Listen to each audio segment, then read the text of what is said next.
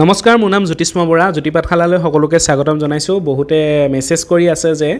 এই কালচাৰেল সাৰ্টিফিকেটবিলাক কি হ'ল বা কালচাৰেল সাৰ্টিফিকেটবিলাকৰ কোনখন ভ্যালিড হ'ব কোনখন ভ্যালিড নহয় কিন্তু চাওক এটা কথা একদম স্পষ্টকৈ ক'বলৈ হ'লে আপোনালোক যিমানখিনি জ্ঞাত ময়ো সিমানখিনিয়ে জ্ঞাত মোৰ কোনো বিশেষ পাৱাৰ নাই যে মই এইখিনি জানিম বা নাজানিম কিন্তু মোৰ ব্যক্তিগত মন্তব্যৰ দ্বাৰা কেইটামান কথা ক'ব বিচাৰিছোঁ স্পেচিয়েলি দেখুৱা সাৰ্টিফিকেটখন চাই লওক এইখন এখন কোৰ্স হয় কোনোবা এটা ইনষ্টিটিউচনৰ আন্ডাৰত কৰা এটা কোৰ্স হয় গ্ৰেড বি পাইছে কোনোবা নামটো বড় ব্লা কৰি দিয়া হৈছে যিয়ে নহওক আমাৰ যোনটো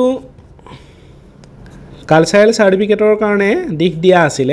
তাৰ ওপৰত ভিত্তি কৰি চালে হ'ব যে ষ্টেট ৰিপ্ৰেজেন্টেশন কৰিব লাগিব আৰু কি হ'ব লাগিব যে নেশনেল লেভেলত অংশগ্ৰহণ কৰিব লাগিব মিনিমাম পাৰ্টিসিপেট কৰিব লাগিব প্ৰাইজ পাব লাগিব বুলি কথা নাই গতিকে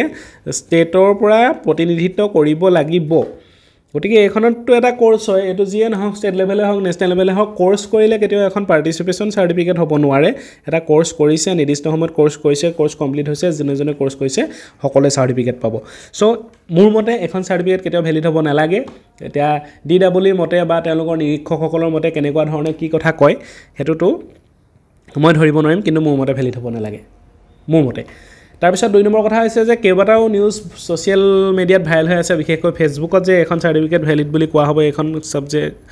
কি বুলি কয় সাৰ্টিফিকেট কোৱা নহব সক 18 তাৰিখ ডেটটো আহিব দিও 18 তাৰিখে যেহেতু মানে কালচাৰেল সাৰ্টিফিকেটৰ ভেৰিফিকেশন আৰম্ভ হ'বহে সো এতিয়াৰ পৰা যদি আমি ইমান হাই হলষ্টল কৰি থাকো গতিকে আমি মানে স্পষ্টতাৰে একো গম নাপাম আমি জাস্ট মানে নিজে ডিপ্ৰেছনত গুছি গৈছো তাৰ বাদ দিয়া অইন একো হোৱা নাই গতিকে কোনোবাই কৈ আছে তেওঁলোক যোগ্যজনে জানিবও পাৰে এনেও কৈ থাকিব পাৰে মানে মানসিক হাৰাশাস্তিৰ কাৰণেও কৰিব পাৰে গতিকে আপোনালোকে এইবিলাক বিশেষ মন নিদিব 18 তাৰিখটো আহিবলৈ দিয়ক তাৰ পিছত সময়ত সকলো কথা ওলাই পৰিব ভৱিষ্যতে আমি কি সিদ্ধান্ত ল'ব লাগে নিজস্বভাৱে ভাবি মেলি আমি এক নিৰ্দিষ্ট সিদ্ধান্ত ল'বলৈ চেষ্টা কৰিম তাৰ পিছত আহি গ'ল বিহুৰ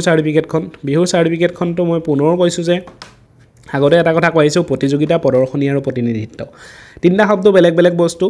গতিকে বিহুক আমি সন্মান কৰো কিন্তু বিহুৰ যোনটো ৰেকৰ্ড আছিল ওৱৰ্ল্ড ৰেকৰ্ড আছিল হেতু এটা আছিল প্ৰদৰ্শনী আছিল প্ৰতিনিধিত্ব কৰিছিল অসমৰ পৰা কিন্তু এটা প্ৰদৰ্শনী আছিল এই কেতিয়াও প্ৰতিযোগিতা নহয়কৈ ৰাজ্য বাহিৰলৈ কেনেকৈ যাব আৰু সেই নাচনীসকলক বা ঢুলীয়াসকলক কেনেদৰে কি যুক্তিত মানে সিলেক্ট কৰি সেই বস্তুটো বনোৱা হৈছিল হেতু এক প্ৰশ্নবোধকৰ সৃষ্টি হয় গতিকে প্ৰদৰ্শনী হিচাপে ঠিকে আছে প্ৰতিনিধিত্ব হিচাপে ঠিকে আছে কিন্তু প্ৰতিযোগিতা হিচাপে নহয় গতিকে অসমৰ প্ৰতিনিধিত্ব কৰিছে যদিও তেওঁলোকে যিকোনো ক্ষেত্ৰত তেওঁ মানে কি হৈছে ৰাষ্ট্ৰীয় পৰ্যায়ত যাব পৰা নাই বা হেতু নহয় মানে এটা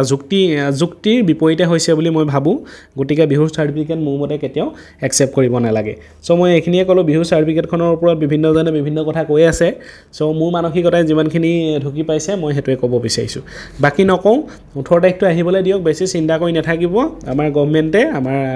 ডিডব্লিউ যিয়ে নহওক সকলোৰে কাৰণে এটা যোগাত্মক যাতে সিদ্ধান্ত আহে সকলোৰে ভাল হওক হেতুৱে কামনা কৰিলো ধন্যবাদ জয় আই অসম